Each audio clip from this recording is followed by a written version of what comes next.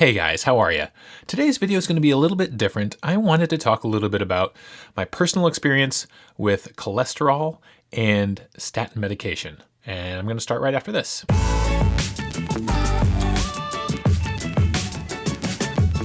Hey guys, welcome to AD Keto. My name is Aaron. This is the channel where we talk about the ketogenic diet. I do some keto food vlogs, talk a little bit about keto science, and do some keto recipes. If this is your first time here, please consider subscribing. And if you do, be sure to click the bell icon so you get a notification whenever I upload new content. All right, guys, so this is a video that's been a long time coming. I have wanted to do this video for a while. It's about cholesterol and my personal experience with cholesterol. Before I even get started, I want to make sure you guys understand that I am not a doctor. I'm not a medical professional of any kind. I'm not trying to give anyone any medical advice. This is simply my experience with the world of high cholesterol and statin medications. So I'm going to take you guys back a little while to about 2010 or so.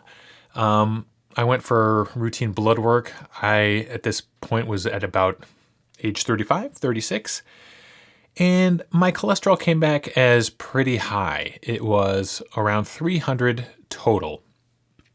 And my doctor put me on atorvastatin medication, 20 milligrams. Atorvastatin is more commonly known as Lipitor. It's a very common cholesterol-lowering medication. And so I listened to my doctor and I went on this medication and I was on it for a while and my cholesterol numbers went down and my doctor was very happy. But I felt like garbage. My joints hurt and I had sort of a brain fog and I didn't even put two and two together. I didn't even think for a second that it was the atorvastatin that was giving me these side effects.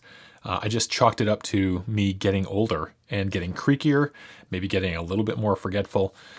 But in doing a little bit of research, I found that these are very common side effects to statin medications in general. So I stayed on the medications just because my doctor told me to, and I was scared to go off them because I was afraid that if my cholesterol got too high, I would have a heart attack and die.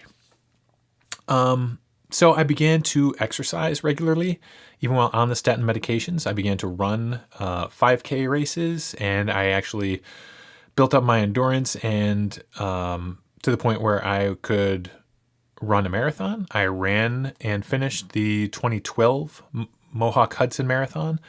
And in training for that marathon, I felt terrible. I would go out for a long training run on the weekends, come back and need a day to recover. My body just hurt so much. And it bummed me out because I really enjoyed running.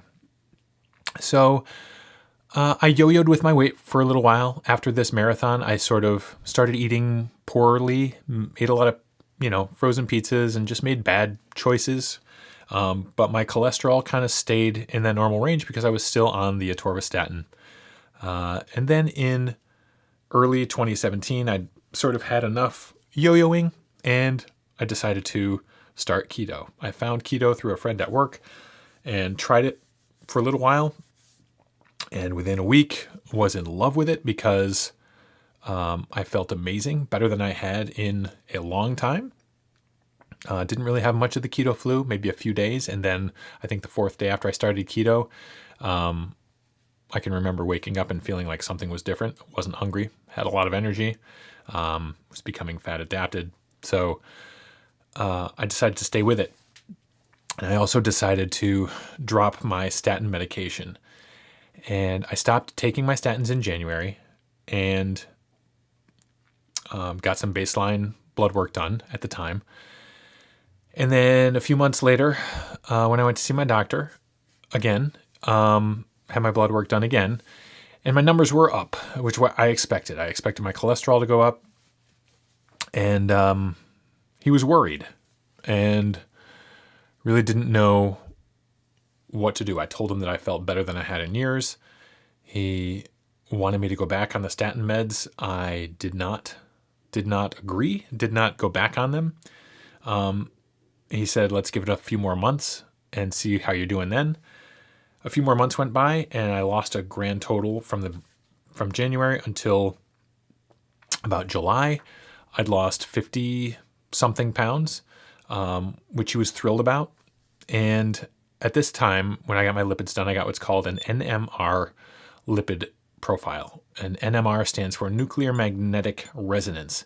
And what that does is, as opposed to a normal lipid panel, it measures not only your total cholesterol, but it actually breaks down your HDL, your LDL, the number of particles, the size of the particles, the consistency of the particles. It's much more information that gives you a lot clearer picture of what's going on with your lipids. And every single marker on my NMR outside of my LDL was sparkling. Best numbers I'd ever had. My triglycerides were super low. My HDL was up. All the ratios of HDL to total cholesterol looked good. HDL to triglycerides looked fantastic. The one number that was still super high, even higher, was my LDL. It was up near 300. My GP didn't really know what to make of that, so he sent me to a cardiologist. And the cardiologist ran some tests on me, did an echo, not an echocardiogram. They basically listened to my heart to test for abnormalities. Everything was cool there. They put me on a treadmill stress test and had me run. I remember I had fasted all that day and told them I was fasted, and they didn't think I would last long. And I ended up going for like 25 minutes, and every 5 minutes they would increase the pace and incline of the thing. So I ran like an idiot on that thing for a while, did well on that. And then I went for the thing that I was very excited to go for. The third test that I went for at the cardiologist's office was called a calcium scoring test. And a calcium scoring test was the granddaddy test that I wanted done because it doesn't measure for markers that may or may not be indicative of cardiovascular disease like cholesterol. It actually measures actual heart disease in your arteries, in your heart. It measures the actual calcium. And the way that it's scored is that it starts at 0 and goes all the way up to 1,000. 0 being zero risk. There's zero calcium in your arteries and heart. 1,000 is, dear God, how are you still alive? So there's a pretty wide spectrum there. And my score came back as a 14. So I was hoping for 0, but 14 is still pretty good, all things considered. And I was very excited. But my cardiologist wanted to put me back on a statin, and I refused. So I stayed on keto and stayed off the statin meds, dropped another 10 pounds. So by the time November of 2017 rolled around, I had lost a grand total of 65 pounds. And I went back in and had some more blood work done, had an NMR profile done. Similar numbers came back, sparkling across the board, really, really fantastic numbers, except for that pesky LDL. And my GP referred me to a low-carb doctor, something that I didn't even knew existed here in Albany, in the Albany area. But I went to see this guy today. He knew what keto was.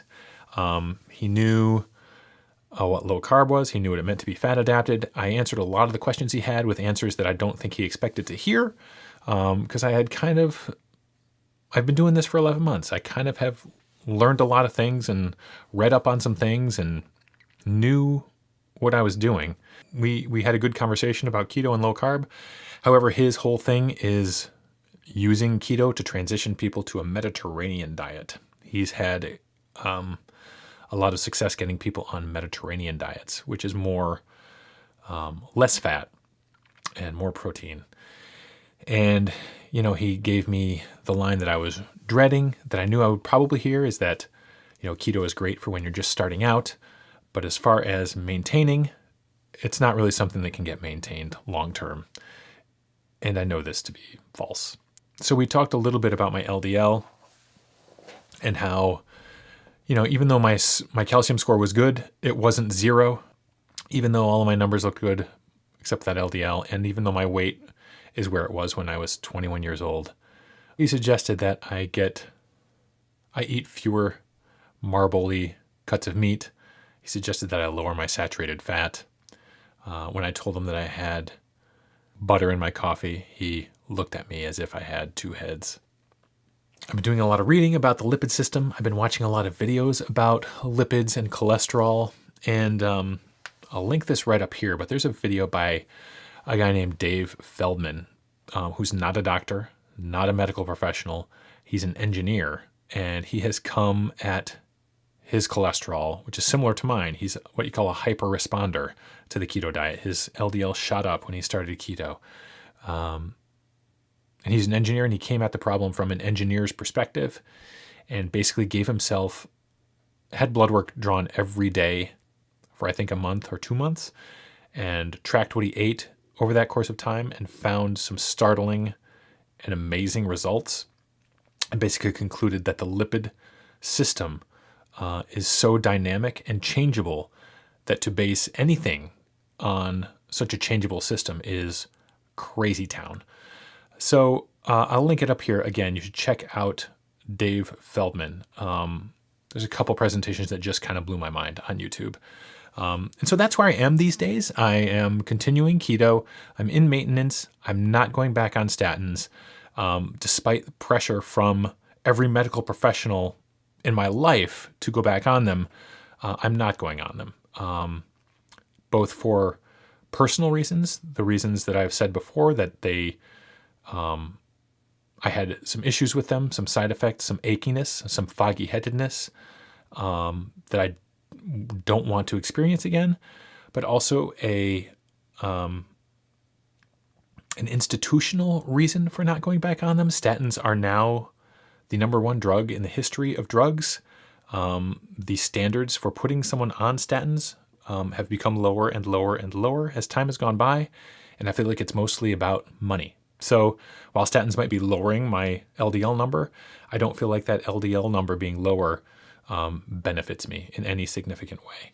So that's what been my experience with cholesterol and statins.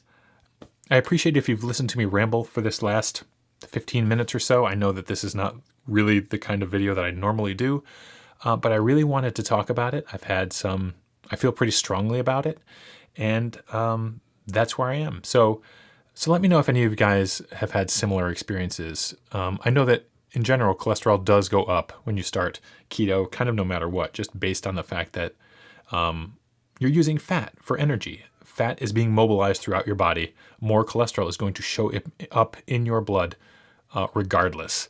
But let me know. Let me know what your experience has been with this stuff. I'd love to hear from you and love to chat about it.